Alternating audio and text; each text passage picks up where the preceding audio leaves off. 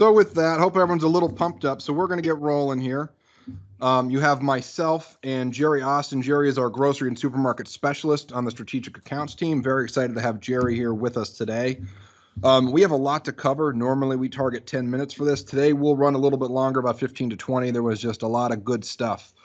So, the big trend, grocery stores and grocerants have been increasing now for some time. But even with what's happened recently, that trend is one of those many trends that we believe is going to accelerate.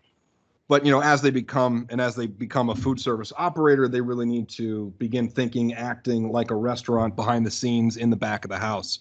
So they're competing against restaurants, and they have to really up their food prep game as they challenge restaurants for share of stomach.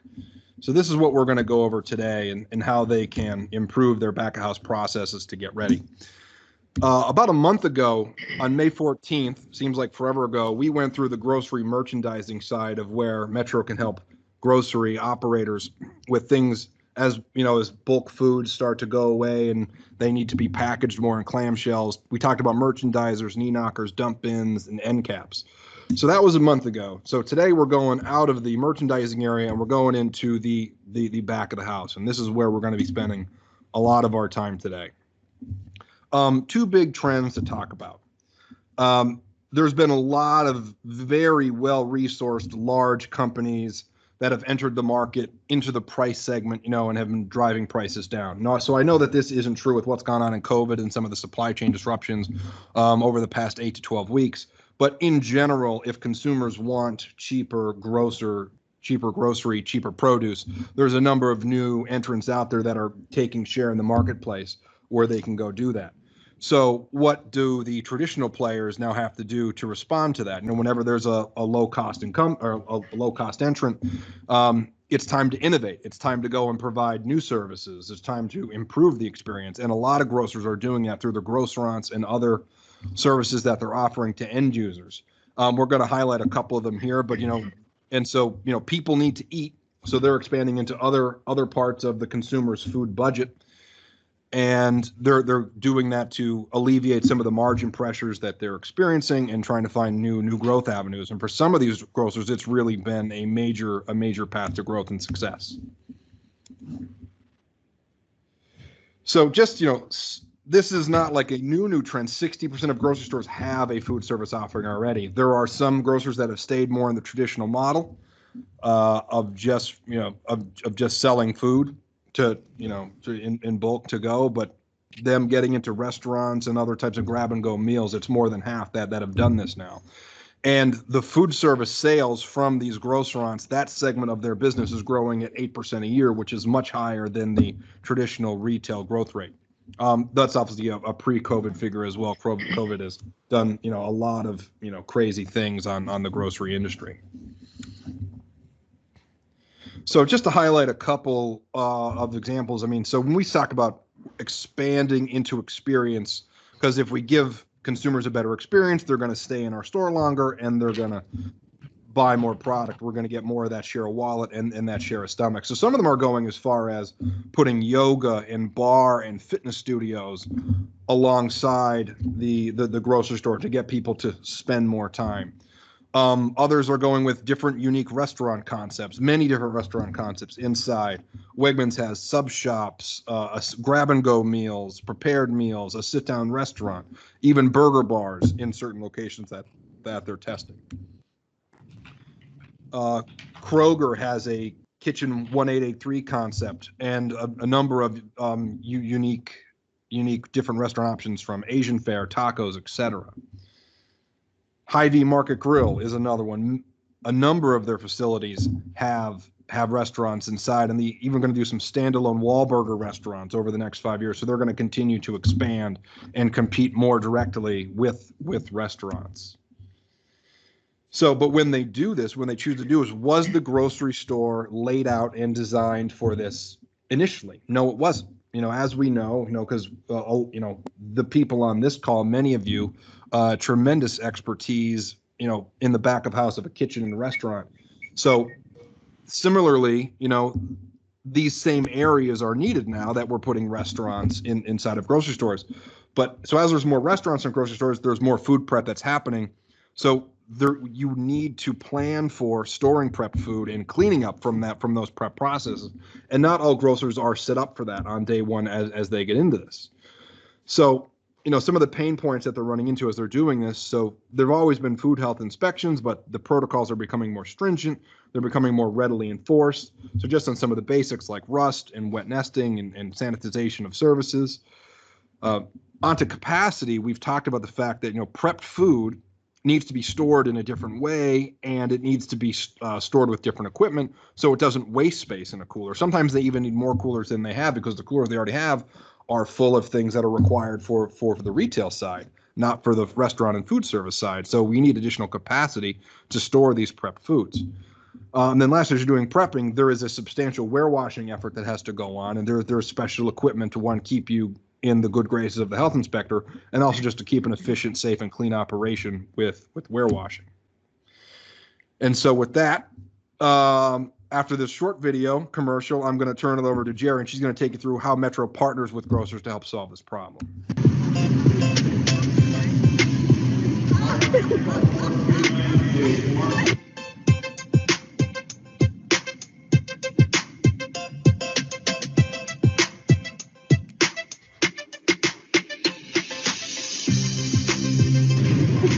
Color's so cute.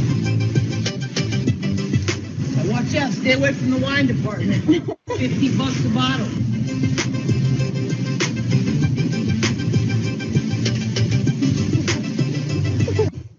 So there's been a lot of funny things that have happened during this pandemic in grocery stores, with people showing up in, whether it was leather suits or dinosaur costumes. People were trying to make the PPE thing fun.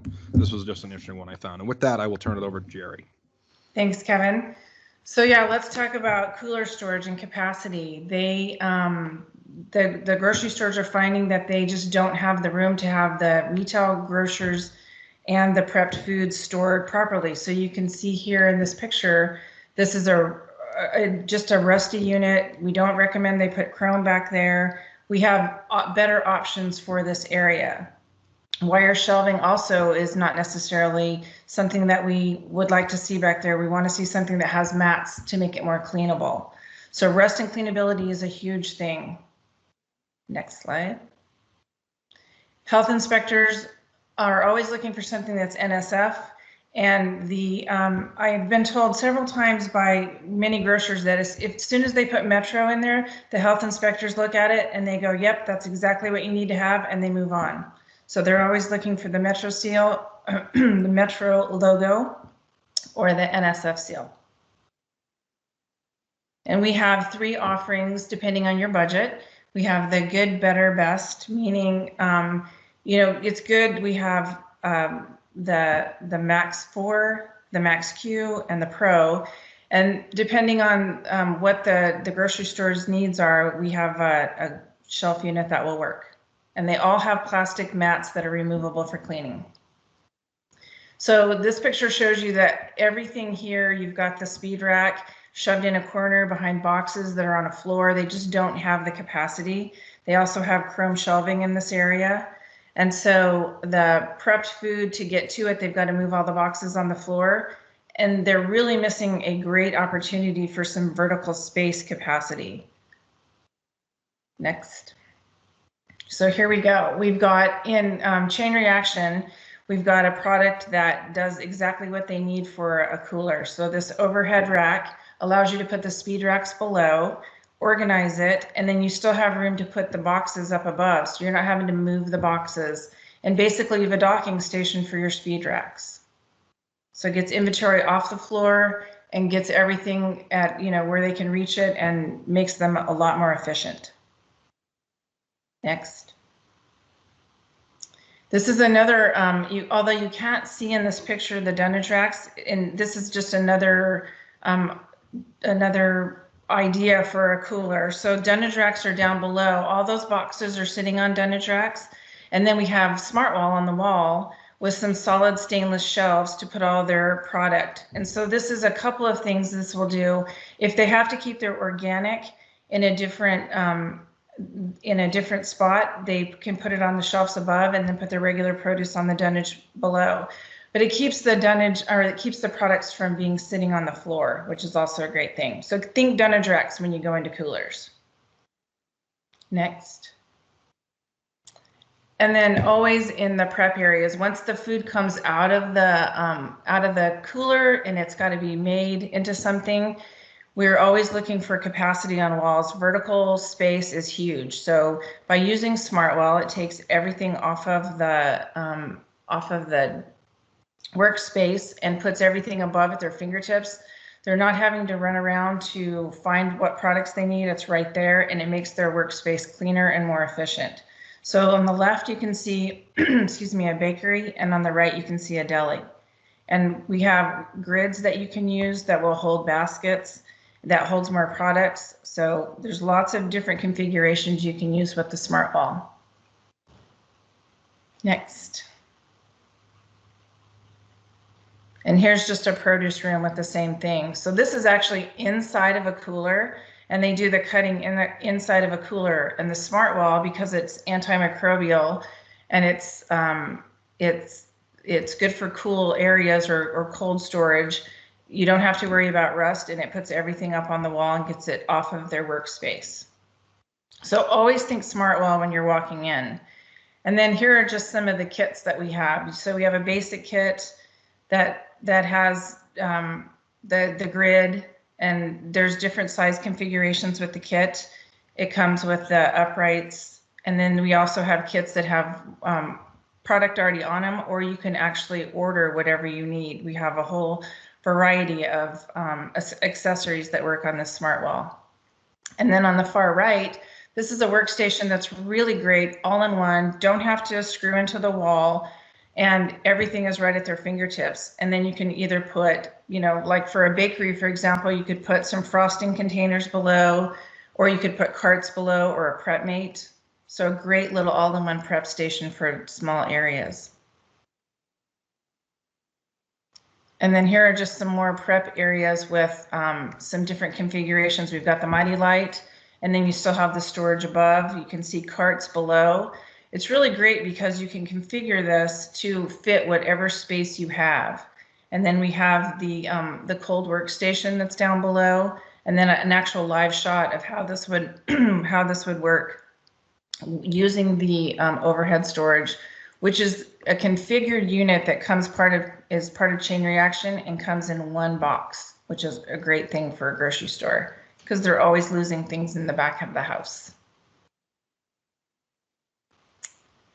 And then everybody needs a way to hold their hot food. And so we have a couple of options that are really great. We have a proofing on the right-hand side, and then a combo, which would do the proofing or the holding, depending on what the store needs.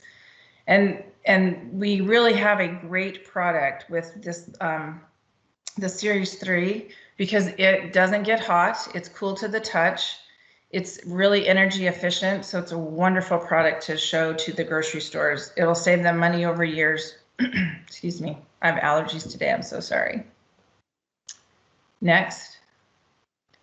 And then after you prep all that food, you got to clean. And so you can see in this picture that the pans are stacked on the below picture. They're stacked on top of each other, which really is becoming a problem with it, wet nesting. It allows bacteria to grow and traps food. Things don't get as clean, they don't get dry. Big problem with health inspectors. We're getting a lot of phone calls from grocery stores saying this is something that they're getting in trouble for. And so you have products stacked on top of each other, and it's just not a good system. However, we have great systems that will fix this and get rid of that wet nesting. Our drying racks are the perfect solution for this problem. So we've got a couple of pictures here showing you the drip tray that keeps all the water collected at the bottom, which is a great thing, especially when they don't have a drain near the drying rack. If it's somewhere that there's not a drain handy, this is a great thing to keep employees safe from slips and falls. And we have just a plain drying rack without the drip tray if they're near a drain or something. So what you can see here, though, is that we have different configurations. So you can do all cutting boards or pans. You can also do the drop-in racks on the left-hand side that allows for bulkier items. So everything can fit. And then in the next picture, we'll show you, oh, I guess it's not this one, sorry. So more smart wall. This is a great product to go over a sink for drying products. We've got a tray drying rack that will hold your cutting boards. We've got hooks that hold all the utensils. We've got utensil holders, baskets, everything that they need. And what we've shown you here is the picture on the left is empty to show you that you can work around the hose, you can work around the plumbing. So you just can configure this any way that the end user needs to make it really efficient and workable. And then the picture on the right shows you how much stuff they will actually hold. Next picture. So here are some more drying rack options. These are more of the utensil racks. The picture in the middle with the blue cutting board is just, it's a grid that's put on the end with hooks. So you can actually attach that to one of the drying racks that we showed you before. And so now it will hold all your cutting boards, your pans, and all your utensils. The picture on the left is the smart wall, which will attach to the wall and hold all the utensils and the bottles. We have bottle holders. So everything that they need to dry. And then the bottom, the picture that's the rack is actually a utensil drying rack that you can put hooks on. And you could also add a grid shelf to the bottom of that and put the pan collection for the water. So it's very adaptable, very versatile. And then the smart wall again on the right hand side, holding all the hooks and with all the utensils. More kits that we have to offer. So there's a sink kit. We have prep kits, sink kits. So it's great. If you're doing a sink, we recommend that you get 2 of these so you can separate them so you don't have to try to work around the hose. You can just set one on each side. Great product. Next. And there you go. It's back to you, Kevin. Oop, I'm off mute. There we go. Thanks. Hey, so thanks everybody. I know we covered a lot there. So, and there is more. I mean, there's so many different food prep and storage processes that Metro has a tailored solution to help with. We're really just scratching the surface there, but covering the coolers, the food prep areas, and the warewashing areas, like there is a lot of unique stuff that Metro has to help folks out. And, you know, Jerry is a resource available to anyone on this call to take you through all the great work she's done over the past many years with our solutions and our grocery customers. Our free product promo is still going on. You know, if you buy cabinets or Mighty Lights or some of our to-go solutions, there is some free Mighty Light products. So from some of your end users that are out there, this promo would work for a grocer as well, as they're getting into catering and delivery and to-go. Everyone has a use for Mighty Light insulated carriers in their operation. If you want to learn more, we have some dedicated pages on our website. We have a grocery page, but then these applications more fall into our general applications, whether it's walk-in cooler shelving or dish areas. You can learn more on metro.com on these dedicated application pages to see all the solutions that we have available. I'm very sad to say there will not be a webinar next week. I am sorry, but we will be back on June 25th with what we're calling kitchen social distancing. So as restaurants are reopening and they're trying to do this prep work in the back and stay safe from other employees, there's a number of solutions that Metro has that's going to make it easy for people to find a safe space to work and do their job. So Lauren Norica, Rob Callie-Savage, and I think potentially Jim Kilgallen will be on to help us with that webinar.